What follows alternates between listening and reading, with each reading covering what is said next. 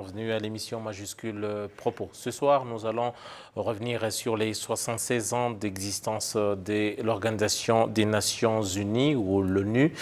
Cette organisation née au lendemain de la fin de la Deuxième Guerre mondiale, c'est-à-dire en 1945. C'est une organisation qui est née, ou en tout cas à laquelle a se déplace la Société des Nations qui, elle, avait été créée au lendemain de la fin de la Première Guerre mondiale. 76 ans après, cette organisation, comme tant d'autres, est passée par les hauts et les bas. On va examiner les périodes difficiles de cette organisation, les défis, les challenges auxquels fait face cette organisation, mais également quelles sont les réalisations de cette organisation et quel regard les peuples du monde portent-ils à cette organisation. Est-ce qu'aujourd'hui, si certains parlent d'une organisation qui ne s'adapte plus à la réalité d'aujourd'hui, est-ce bien qu'ils ont raison ou encore c'est un autre regard qu'on devrait porter sur cette organisation? Pour en parler, je suis ici au studio de RB avec le sénateur Dr Havudimana Emmanuel. Il est donc chercheur et académicien, et également membre de la Commission des affaires étrangères et au Sénat du Rwanda. Bonsoir, docteur. Bonsoir. Y a-t-il autre chose que j'ai manqué dans la présentation? Non, c'est bon. Voilà, avec nous également est Christian Gazam Betty. Il est donc ancien diplomate centrafricain. Il est également fondateur du mouvement des jeunes en Centrafrique. Bonsoir, monsieur Christian. Bonsoir. Voilà, c'est toujours un plaisir d'être avec vous depuis Bangui. À tous les deux, je pose la question, c'est 76 ans d'existence de cette organisation. D'abord, il y a des objectifs que cette organisation s'était fixé lors de sa naissance, mais déjà, le contexte dans lequel cette organisation est née, docteur, je parle bien sous votre contrôle, bien entendu, vu également l'écart d'âge. Est-ce que c'est un contexte qui s'adapte? Déjà, y a-t-il un rapport entre l'époque où cette organisation est née et l'époque qu'on traverse aujourd'hui? Moi, je ne pense pas qu'il y a un problème majeur. Étant donné qu'il y a 76 ans, évidemment, il y a eu beaucoup de changements à travers le monde. Mais je voudrais d'abord souligner le contexte dans lequel l'organisation a été elle-même créée en 1945. Vous devez imaginer la situation dans laquelle le monde se trouvait à la fin du deuxième conflit mondial qui avait fait des millions de morts, qui avait touché pratiquement tous les continents. Évidemment, c'est une guerre mondiale. Mais en plus, qui avait emporté 6 millions de Juifs. 6 millions de Juifs. Pendant la Première Guerre mondiale, il n'y avait pas eu de massacre systématique à part au groupe arménien. Les Arméniens aussi avaient été visés par les Turcs, mais l'Empire ottoman, je vais dire. Mais en 1940-45, durant les 5 ans, les Juifs vivant en Europe avaient été systématiquement ciblés pour qu'il y ait ce qu'ils appelaient une extermination, une solution finale au problème juif. Alors, à la fin de la guerre, le monde se retrouve avec des millions de morts sur les bras. La SDN, la Société des Nations, avait failli. C'est-à-dire il fallait songer à créer une nouvelle organisation différente de la SDN qui n'avait pas pu mettre fin à ce conflit, qui n'avait pas pu réunir les belligérants autour d'une table afin de trouver une solution pacifique à leurs problèmes. Alors, bon, d'abord, vous vous souvenez les accords de Yalta Lorsque les Américains avaient rencontré les Russes, Yalta, c'est en Ukraine, ils avaient rencontré les Russes pour négocier, voir comment arriver à gérer la situation conflictuelle dans laquelle le monde venait de sortir, pour finalement se rencontrer à San Francisco et créer l'Organisation des Nations Unies en octobre 1945. Donc là, je voudrais simplement rappeler à ceux qui nous suivent que le monde se trouvait dans une situation extrêmement difficile et il fallait trouver une solution pour que ce qui était arrivé pendant la Deuxième Guerre mondiale ne se reproduise plus.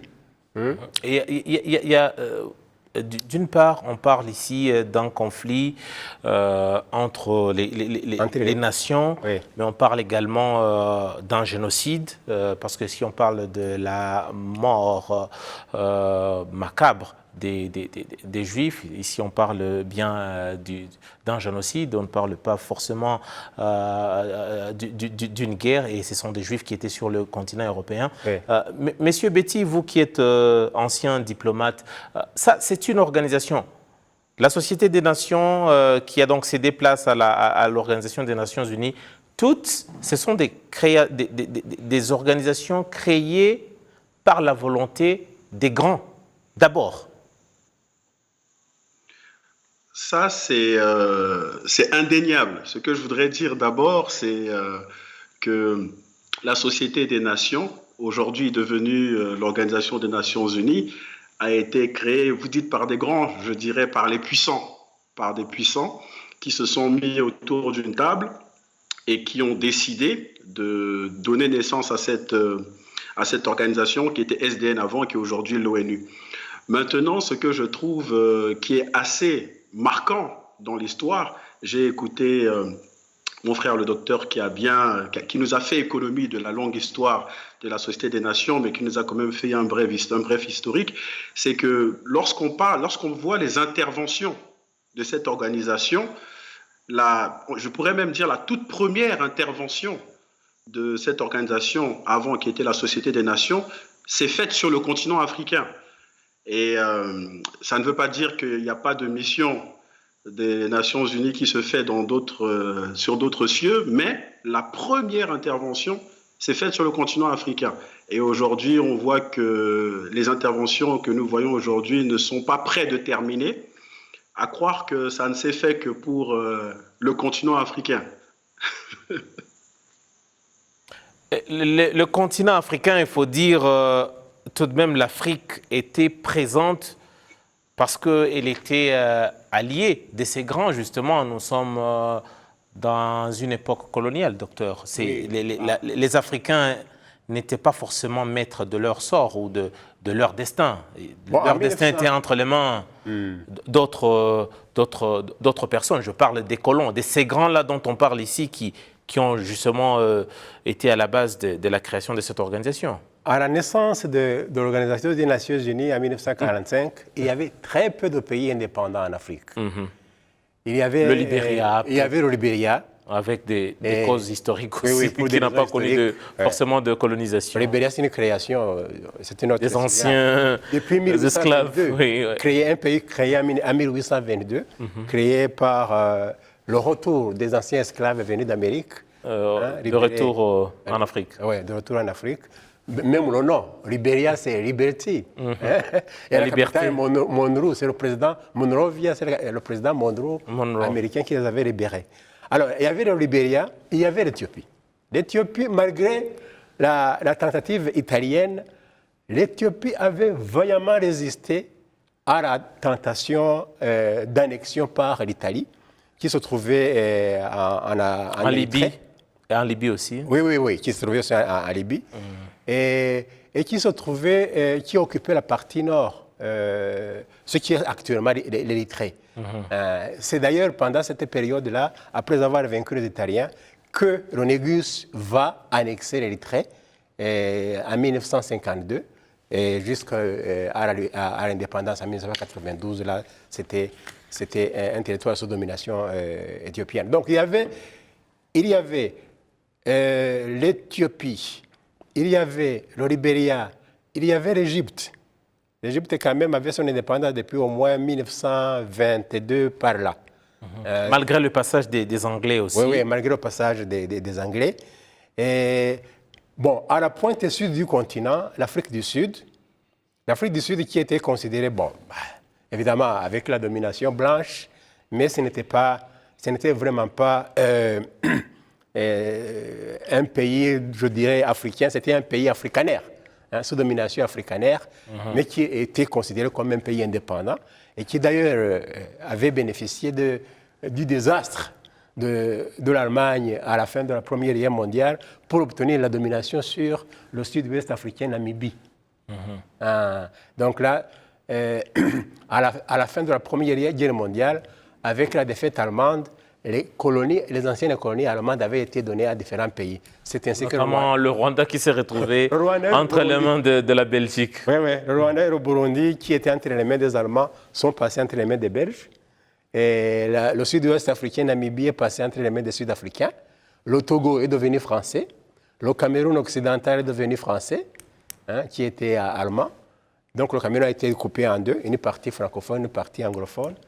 Alors là, je disais donc qu'en Afrique, les pays indépendants se comptaient sur les doigts d'une main. Il n'y avait pas vraiment beaucoup. Alors, mais l'Afrique, comme tu disais, l'Afrique était représentée par d'autres personnes. Les colonisateurs qui parlaient au nom de notre continent. Au nom des Africains, et là peut-être à souligner la conférence de Berlin, 85, avec la division ou le partage du continent africain. Christian, l'idée, on parle, parce qu'il y a toujours des précurseurs, on parle toujours des gens qui ont des porte-étendards, si je dois le dire ainsi. On parle du président américain Roosevelt, qui a été bâtisseur, ou en tout cas qui a pesé de son poids. Mais il faut dire que ce n'était pas que pour l'amour des peuples du monde. Mais écoutez, entre nations, lorsque vous avez des puissants qui se mettent ensemble pour créer une organisation, et soi-disant qu'on dit que c'est pour que cette organisation puisse venir intervenir pour, par exemple, restaurer la paix lorsqu'il y a conflit, pour venir assurer une meilleure logistique pour des actions humanitaires lorsqu'il y en a besoin, et tant d'autres choses. Ce n'est pas pour les beaux yeux des populations de ces pays où on doit intervenir, pas du tout. Donc, la première chose qui a suscité le désir, le souhait de la création de cette organisation, ce sont les intérêts. Il ne faut pas se le cacher. Ce sont des intérêts. Donc, on ne va pas perdre son temps à s'asseoir, à penser tout un schéma pour créer une organisation qui va fédérer d'abord les puissants et ensuite d'autres nations qui vont s'y coller pour pouvoir essayer d'aller dans le monde et agir juste pour le bien des pays dans lesquels on va. Non, il y a eu une volonté, bien sûr, de contrôle, d'hégémonie qui a été là. Ça, c'est indéniable. Mais ce n'est pas ce qui est dit officiellement. Docteur, est-ce que vous êtes du même avis? C'est vrai, nous sommes... quelqu'un devait quand même prendre l'initiative, mais est-ce que c'était une initiative aussi qui n'avait pas... Ce sont les Anglais qui parlent de vested interest, donc avec toujours des agendas. Je suis parfaitement d'accord avec Christian, n'est-ce pas? Oui. Et je pense qu'il faut, je dirais, remercier le Seigneur que les Américains n'aient pas de colonies en Afrique. Je vais dire ceci. Imaginez la situation si, en 1945, les États-Unis d'Amérique avaient des colonies en Afrique. Pensez-vous que la situation, la décolonisation aurait été aussi facile?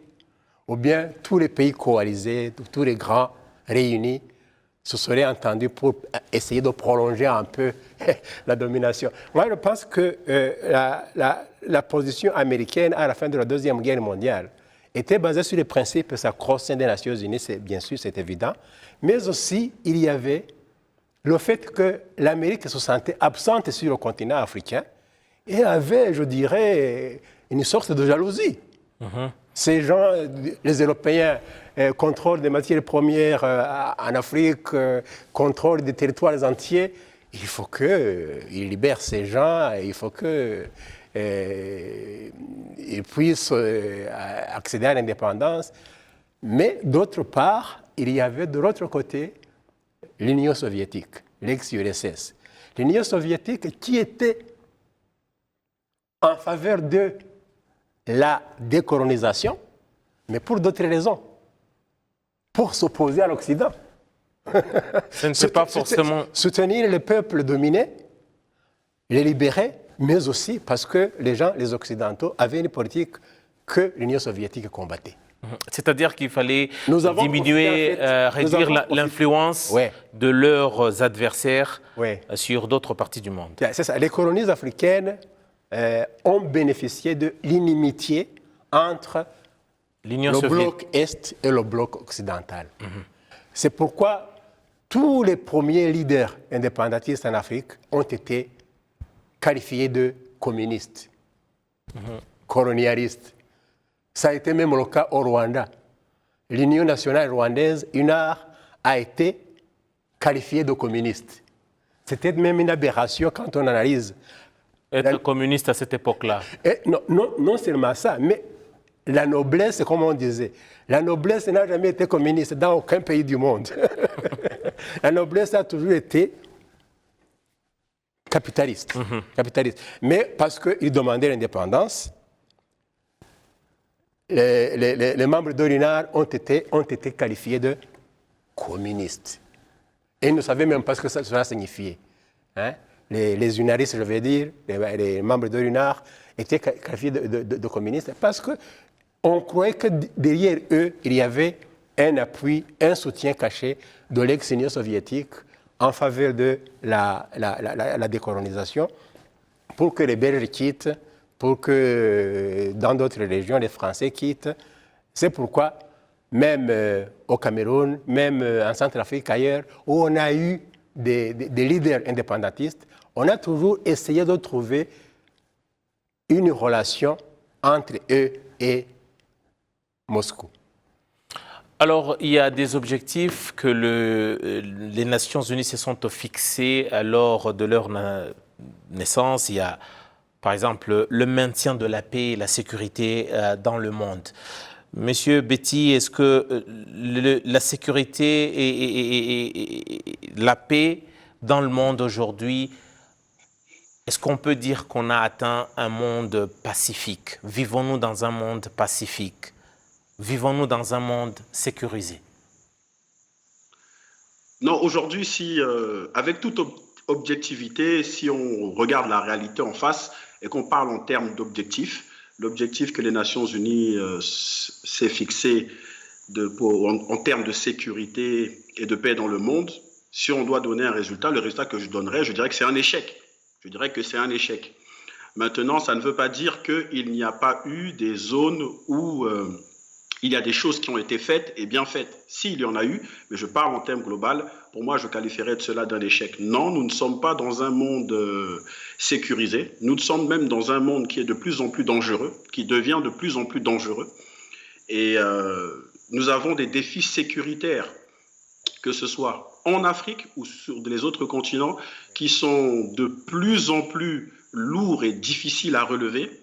Et je crois fortement qu'il va falloir une réforme dans la méthode, dans le mode opératoire de cette organisation si elle veut vraiment arriver à ses fins, quand je dis ses fins, les fins qu'elle a mises sur papier, pour pouvoir réaliser ses objectifs en termes de maintien de paix, en termes de restauration de la sécurité, de maintien et de la paix et de la sécurité dans le monde. Il va falloir revoir le mode opératoire, revoir la méthodologie, parce qu'au jour d'aujourd'hui, les objectifs, pour moi, n'ont pas été atteints et sont loin d'être atteints. Docteur Avoudiman, quelles sont les causes aujourd'hui, par exemple, qui font il s'agit seulement de la volonté de cette organisation de ne pas pouvoir assurer cette sécurité? Est-ce qu'il y a-t-il de causes qui barrent la route au travail des Nations Unies? La volonté y est. Je pense que la volonté y est. Tout le monde veut la paix. Et les Nations Unies font tout ce qu'ils peuvent pour la restaurer. Mais, comme le disait Christian, il y a de nouveaux défis dans les relations internationales dans le monde. De nouveaux défis liés au développement du monde après la fin de la guerre froide. Pendant longtemps, pendant plus de 40 ans, là je compte à partir de 1945 à 1989, parce que 1949, c'est 89, c'est la chute du mur de Berlin. C'est une date que nous considérons comme indiquant la fin de la guerre froide. Alors, après 1989, nous avons dans le monde de nouveaux défis qui sont nés, des défis liés à la culture, à la religion, et aux droits de l'homme, et au climat, hein, à la biodiversité, aux droits de l'homme, hein, et au genre, je vais dire là, les cultures qui sont divergentes sur, par exemple, la place à accorder à la femme dans la société. Dans la société. Là, les pays du monde ne seront pratiquement pas jamais d'accord, étant donné le background culturel de chaque pays, où la femme occupe tel. Il y a des gens qui considèrent, l'exemple flagrant, c'est l'Afghanistan. L'Afghanistan dernièrement, où les femmes maintenant commencent à remettre la... Ils ont remis la burqa. Oui, la burqa. Alors là, il y a ces nouveaux défis. Il y a aussi les migrations. Des migrations qui se sont développées à travers les continents. Nous avons les mouvements de peuple d'un point à un autre. D'un point à un autre du continent. Nous avons maintenant des communautés importantes chinoises aux États-Unis. En Afrique. Oui, en Afrique. Des communautés chinoises en Afrique. Oui, des communautés arabes en Europe. Hein, et qui ont une certaine culture, qui ont une certaine perception de la vie, de la gestion de la chose publique, qui n'est pas forcément celle de l'Occident. Il y a en plus les droits de l'homme auxquels ces personnes ont droit et ont accès à l'éducation, la naturalisation. En 1945, la naturalisation, je pense qu'elle n'existait pas. En 1945, les gens ont été naturalisés bien après. Maintenant, nous avons des Rwandais qui sont canadiens, qui sont anglais, qui sont belges, mais qui sont noirs de peau comme toi et moi. Hein? Alors, ces gens, ils ont les droits des nationaux, ils ont la même parole, mais ils ont aussi une certaine... Une origine. Ils ont une origine, un bagage culturel. Oui, et c'est un grand défi pour ces pays. Voilà. Vous voyez maintenant le problème que la France, par exemple, a avec les femmes qui ont épousé des talibans, hein, qui sont maintenant en train d'être rapatriés. Ils ont fait des enfants, ils sont français. C'est devenu complexe. Donc, ce sont des défis qui n'existaient pas à la naissance de l'Organisation des Nations Unies. Justement, parlant des défis modernes, qui d'autre pour en parler mieux que le secrétaire général des Nations Unies, M. Antonio Guterres, qui a adressé donc aux membres de cette organisation, au peuple du monde, son message de cette année. On va suivre le message d'Antonio Guterres, le secrétaire général des Nations Unies, et puis on va revenir sur certains points qu'il a évoqués, notamment parlant des challenges ou des défis modernes auxquels fait face cette organisation née en 1945. Il y a 76 ans, était fondée l'Organisation des Nations Unies, porteuse d'espoir pour un monde tout juste sorti des ténèbres d'un conflit catastrophique. Aujourd'hui, les femmes et les hommes qui composent l'ONU font vivre cet espoir partout sur la planète. Le Covid-19, les conflits, la faim, la pauvreté et l'urgence climatique nous rappellent que notre monde est loin d'être parfait. Mais ils montrent aussi clairement que la solidarité est la seule voie possible pour aller de l'avant. Nous devons agir ensemble pour relever les grands défis auxquels nous sommes confrontés et progresser dans la réalisation des objectifs de développement durable. en veillant à ce que chaque personne partout dans le monde ait accès au vaccin contre Covid-19 le plus rapidement possible.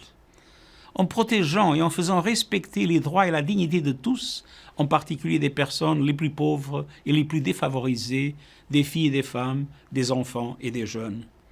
En nous employant à mettre fin aux conflits qui déchirent notre monde, en prenant des engagements climatiques ambitieux pour sauver notre planète et en les honorant, et en bâtissant une gouvernance mondiale plus inclusive, plus efficace et fonctionnant davantage en réseau, comme détaillé dans mon récent rapport, notre programme commun. Les valeurs qui sous-tendent la Charte des Nations Unies depuis 76 ans, la paix, le développement, les droits humains et l'égalité de chance pour tous, n'ont pas de date d'expiration. À l'occasion de la Journée des Nations Unies, faisons corps autour de ces idéaux et soyons à la hauteur de la promesse du potentiel et de l'espoir qui incarne l'ONU. Monsieur Betty, votre réaction par rapport aux propos du secrétaire général des Nations Unies? Ben écoutez, je suis entièrement d'accord avec tout ce qu'il a dit. Comme disait précédemment le docteur sur le plateau avec vous, qui ne veut pas la paix?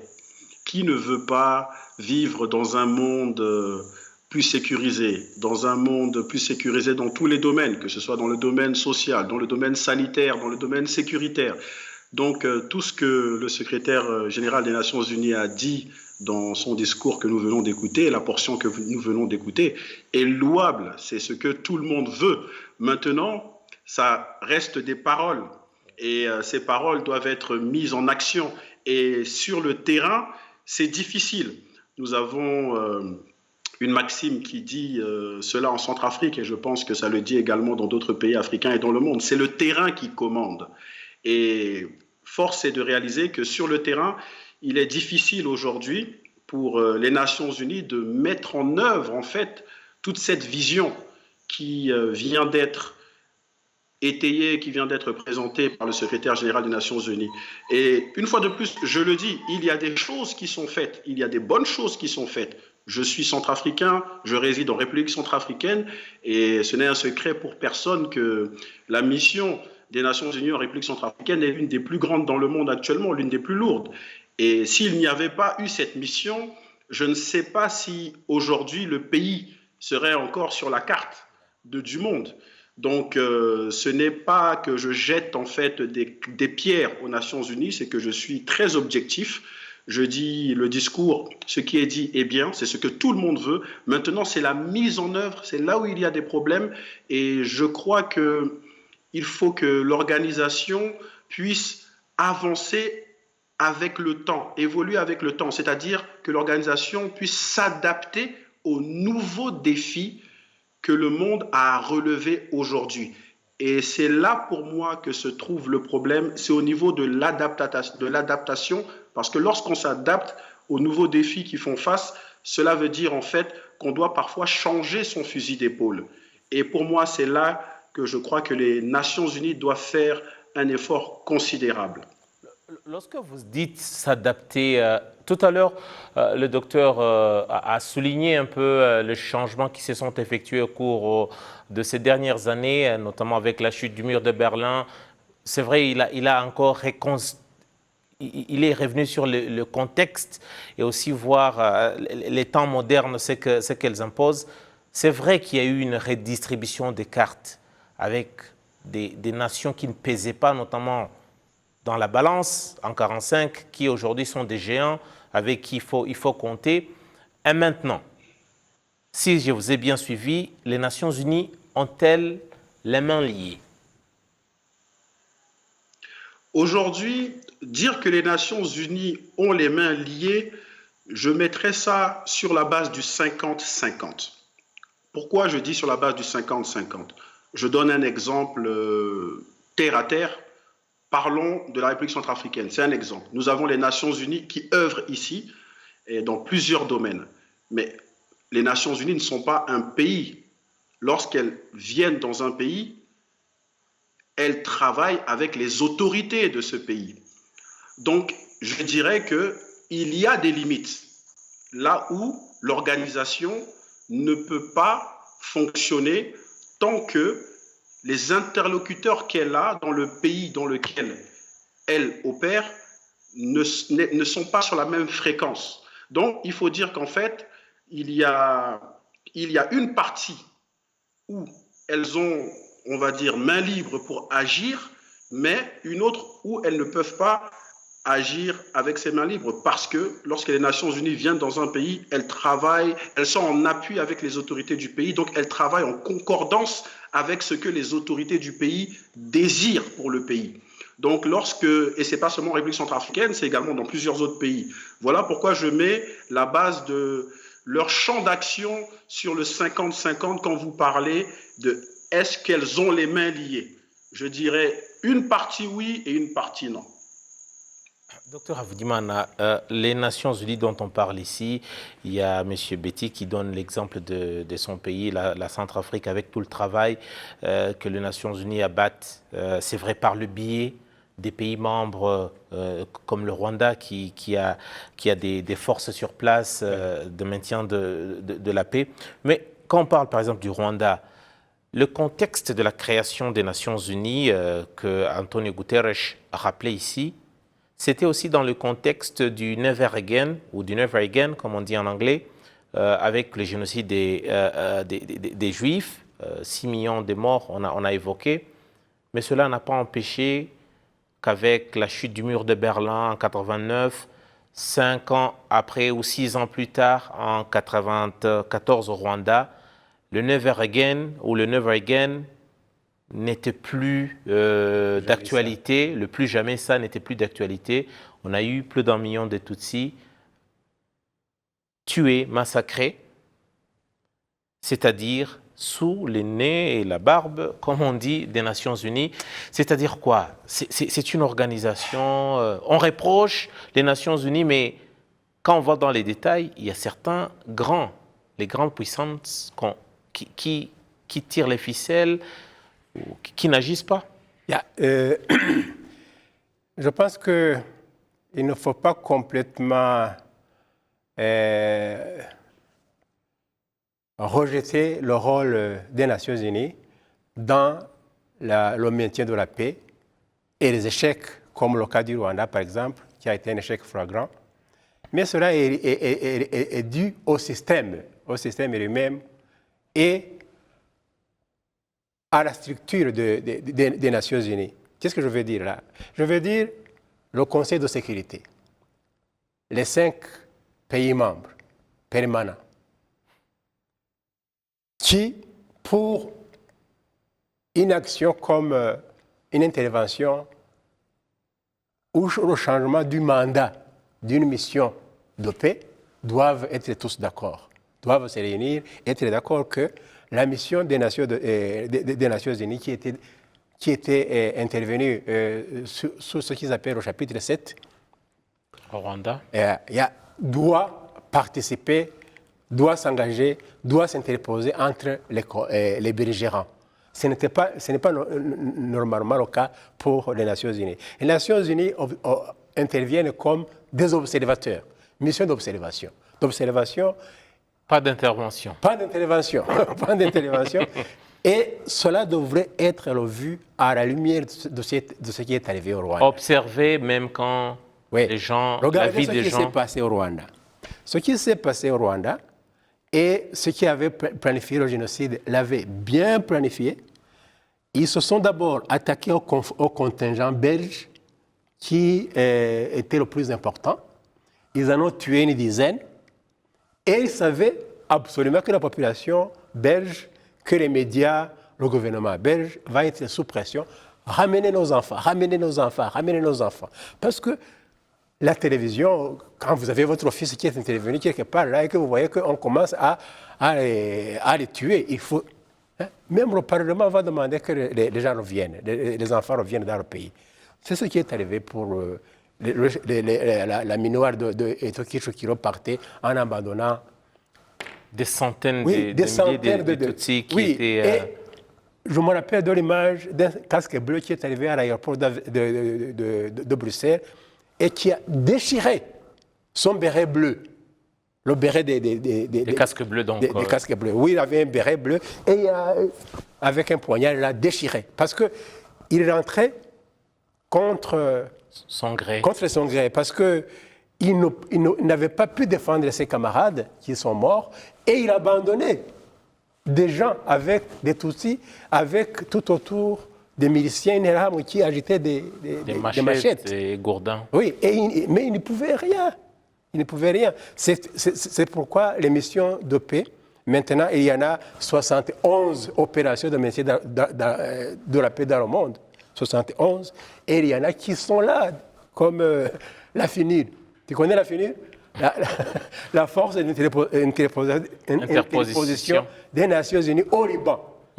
Elle est là depuis au moins 1950. Ça fait plus de 60 ans que... Mais elle n'a pas pu mettre fin au conflit. Hein. Même chose en Palestine, Israël, ils sont parfois là pour de longues années.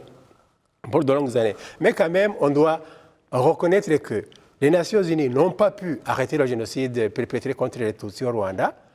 Et c'est une lâcheté, je dirais, parce que même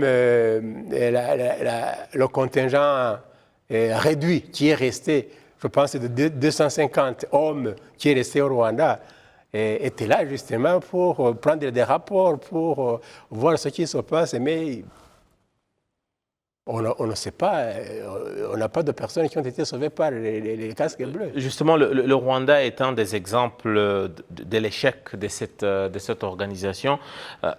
Maintenant, Monsieur Christian, aujourd'hui, c'est vrai, on parle de... Le docteur Havudimana vient d'évoquer les conseils de sécurité. N'est-ce pas là, par exemple, aujourd'hui, on a l'impression que les Nations Unies, tout se décide au niveau du Conseil de sécurité avec quelques membres, avec certains privilèges que les autres n'ont pas. N'est-ce pas là, par exemple, deux organisations dans une organisation? Tout dépend de comment on perçoit la chose, mais la réalité est que, oui, tout se décide par quelques puissants qui sont dans ce conseil, et ensuite, après, tout le monde s'aligne. Ça, c'est la réalité des choses. Le docteur parlait précédemment du système.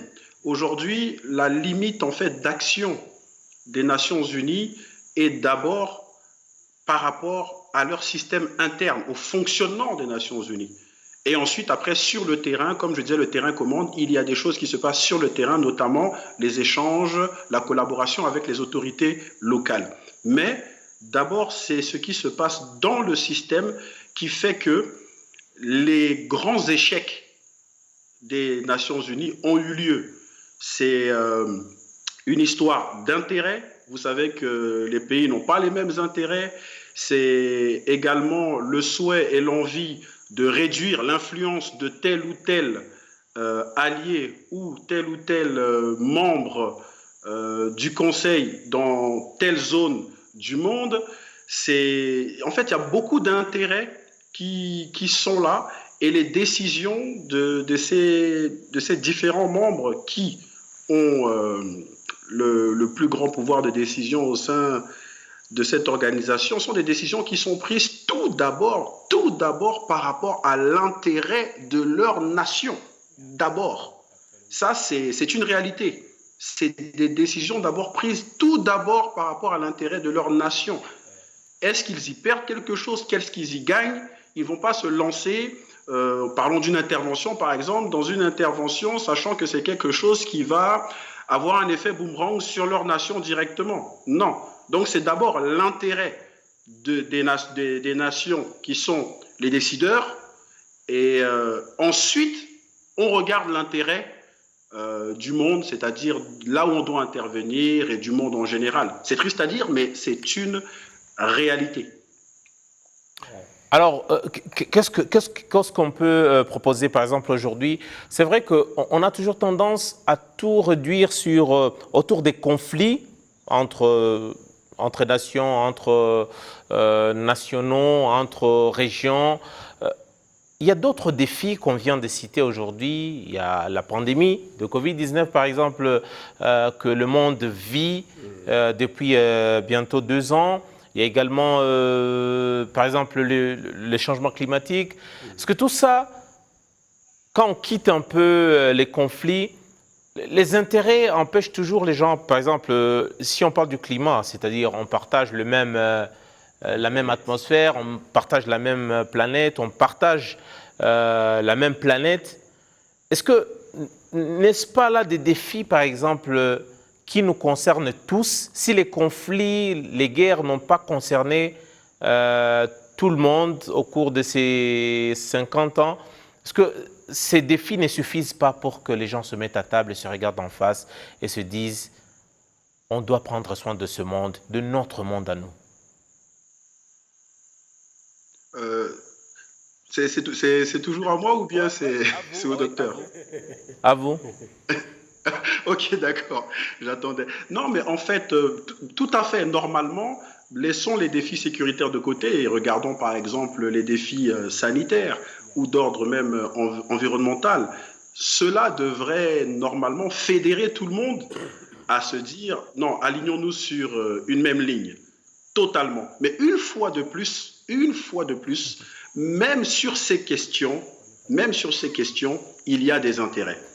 Et quand je parle d'intérêt, je donnerai un exemple tout simple. Même si nous avons par exemple la pandémie qui est là, qui a frappé le monde entier, mais la manière avec laquelle on veut lutter contre la pandémie n'est pas perçue de la même manière par tous les pays. Restons dans le contexte des Nations Unies. Nous avons le Conseil de sécurité et les pays qui constituent ce Conseil n'ont pas une seule méthodologie pour lutter contre le virus. Si on repart contre le virus du coronavirus, si on repart par exemple au début de la pandémie. Donc même là, on a des pays qui veulent peser sur le cours des choses. Il n'y a personne qui veut rester en arrière, il n'y a personne qui veut être laissé sur la touche. Chaque pays veut peser sur le cours des choses, peser sur la recherche de solutions. Donc forcément, là aussi, parfois, ça amène des freins, ça amène des décisions qui sont prises en retard, on pourra dire, et ça ne contribue pas, en fait, à une plus grande sécurité, on peut dire que ce soit alimentaire ou sécuritaire ou environnementale.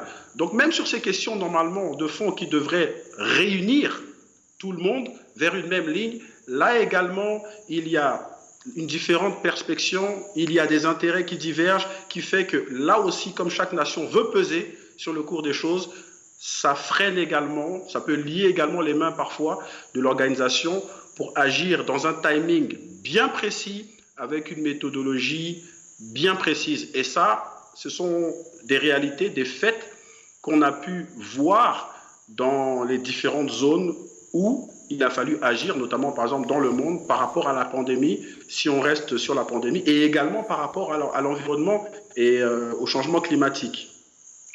Docteur, voulez-vous rebondir sur ça, parce que je vous ai vu... C'est ça. Je voudrais quand même être reconnaissant vis-à-vis de ce que les Nations Unies ont accompli ici et là à travers le monde. Et les Nations Unies ont aidé des réfugiés partout dans le monde. Et ils ont pu les scolariser. Et moi-même qui vous parle, je suis un exemple de ceux qui ont bénéficié de l'aide de l'Union, du HCR, le Haut Commissariat des Nations Unies pour les réfugiés, parce que mes 2 dernières années de licence à l'Université du Burundi, j'étais boursier du HCR. Et on avait à peu près une bourse équivalente à peu près à l'équivalent de $100 actuellement, de $100. C'est une fortune. Je peux imaginer à votre jeune âge déjà. Oui, c'est en 1980, entre 83 et 84. Ça fait, 30, presque 40 ans. Alors, et les Nations Unies ont aussi contribué à l'éradication de certaines maladies. Je parle de l'OMS. On ne parle plus de variole. Variole, polio. La polio, on est encore sur le terrain. On se bat encore, mais quand même, ce n'est plus comme avant. Avec notamment le soutien du Rotary, Rotary International qui s'est engagé, dont je suis membre par ailleurs, et qui s'est engagé corps et âme pour l'éradication de la poliomyélite. Mais la variole, le dernier cas de variole, c'était en Somalie en 1976. Ça fait 45 ans aujourd'hui que la variole, quand nous disons en Kinyarwanda, au Bushita, les jeunes ne comprennent pas ce que c'est. Hein? Ça, c'est vraiment loin de leur époque. Oui, oui, oui.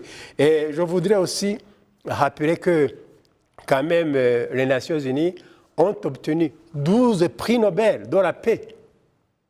12 prix Nobel de la paix depuis 1945 à aujourd'hui. C'est-à-dire, l'organisation, ce n'est pas des individus, mais un prix Nobel accordé à l'OMS, accordé au PAM, accordé à une branche des Nations Unies. Les Nations Unies ont contribué à la scolarisation. L'UNESCO a beaucoup aidé les gens, accordant des bourses, etc. Des recherches. Des recherches. Et nous gardons, nous voyons que ce qui n'a pas pu être accompli, nous le gardons en mémoire uniquement les conflits, mais il y a des choses positives qui ont été réalisées par les Nations Unies quand même que nous devons ici reconnaître. C'est une organisation qui a ses faiblesses, mais qui a aussi eu son apport positif dans le développement et la résolution des conflits. Le fait même que, voilà, moi ce qui me fait plaisir, tu sais ce que c'est? Ce qui me fait plaisir, c'est que un chef d'État opposé aux États-Unis prend la parole à New York. Pouvoir prendre son avion, obtenir un visa, entrer dans le palais de verre et prononcer un discours contre les États-Unis dans leur pays. Ça, c'est une victoire. C'est un forum, quand les gens se rencontrent et parviennent à échanger, il y a finalement une solution. Au moins, psychologiquement, ils se libèrent.